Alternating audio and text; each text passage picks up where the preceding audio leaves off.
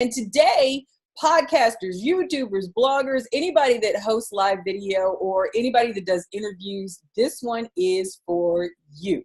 So for those of you not familiar with me, my name is Nikki Woods, and I have been a part of the media business for upwards of 20 years. And now with my company, Nikki Woods Media, we really help and train entrepreneurs, experts, speakers, authors on how to use media to build your business or your brand. And one of the things that I have enjoyed most about my career in media is doing interviews. And so I talk a lot about and give tips for people who are being interviewed. And so today I thought I'd flip the script a little bit, and I would give you some tips for creating or hosting or conducting a rock star interview. So these are about 7 tips. I always end up giving more, but we're going to make sure we get 7 good ones in. So conducting a good interview really is a great skill to have as an entrepreneur. It could, go on your website. It could go on your blog. It could, be on your, on your podcast. It could be anywhere, but it really is a great skill to have because, sometimes you want to generate unique and refreshing content for your audience, and you don't necessarily want to be the expert that has to deliver it all the time. Also, it can raise your level of authority simply because of the public association that you can have with the person you're interviewing. And then the other thing is that you build a relationship with the person that you're talking to, which could possibly, lead to other growth opportunities for you and your brand down the road. And then I think for people who just, they get interviewed a lot, sometimes it's good to put yourself in the other seat so you can kind of understand the process. So it really is, I think a fun thing to do. And I think that if you're not doing it, you should at least consider it using, of course, these tips. So my first tip is that you always want to remember who you're serving. So you always want to remember your audience. And so although the interview may help you and your brand, while at the same time helping the person that you're interviewing, your number one priority should be informing, enlightening, educating, empowering, whatever it may be. So you should be trying to get the answers that are meaningful from the person you're interviewing that can better serve who will eventually consume that content. So don't forget. The other thing is do some research.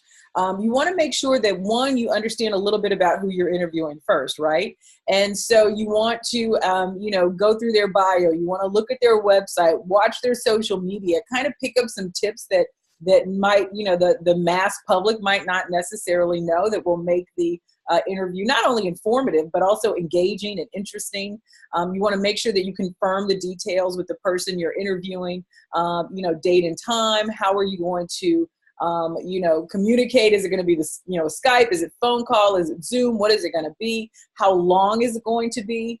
You want to make sure that you test your, recording equipment, and hopefully you can connect with the person you're interviewing just a couple minutes ahead of time so that you can test it together. And then, think thoughtfully about what you want to ask, which leads me to my next step. You want to prepare a list of flexible, open-ended questions and possible follow-up questions.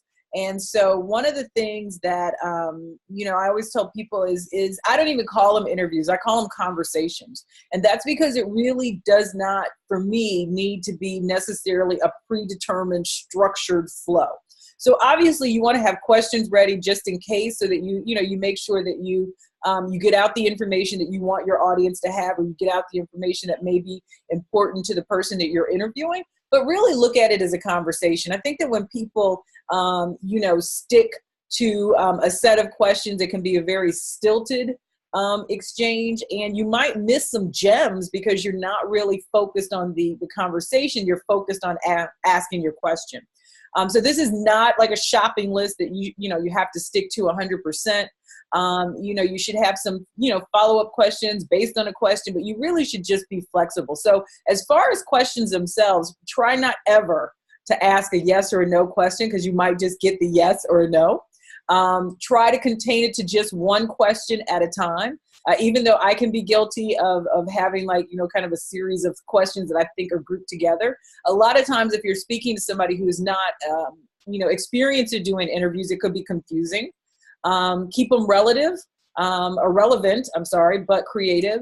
Also phrase a question in such a way that it will allow the person who's being interviewed to expand upon it.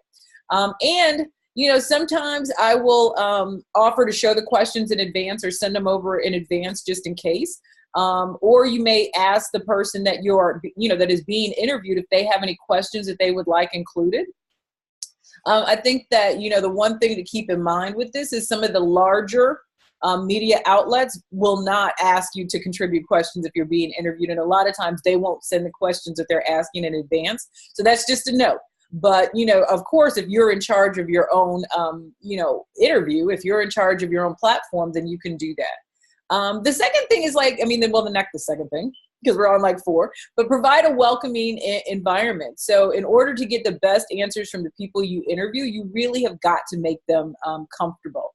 I think one of the things that I love most is getting feedback from people that, it's just like talking to somebody next door. They just were really comfortable and trusted the process because you made them feel that way.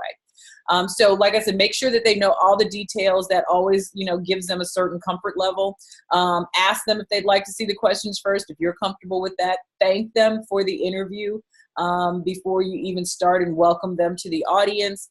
Have them listen to a kind of pre-written or rehearsed introduction before getting to the question. So it pumps them up, gets their energy flowing, and be enthusiastic. A lot of times you'll see interviews and you feel, kind of awkward because they feel kind of awkward. So make sure that you are enthusiastic, your energy is good, and that you are, like I said, flexible. These next tips just kind of go with what I talked to before about being flexible. You certainly want to let the person that you are interviewing talk, so you can't just, go into your own kind of, monologue about, the expertise or what you're talking about or your experience, because you invited them on for a reason. So you have to let them talk, and then you have to listen to what they say, because sometimes, like I said, the gems come in the conversation and not, just in the pre-written question. So you definitely want to make sure that they have time to talk.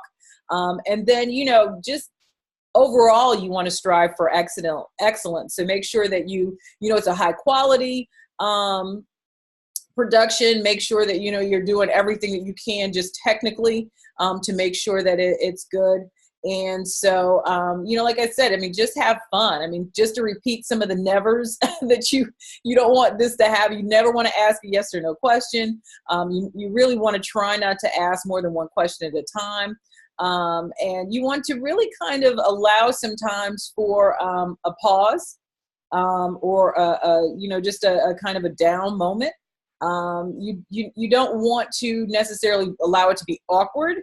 But sometimes people take a minute, and so don't just rush right in there and ask your next question. Obviously, you don't ever want to be disrespectful to the person that you're interviewing or to your audience.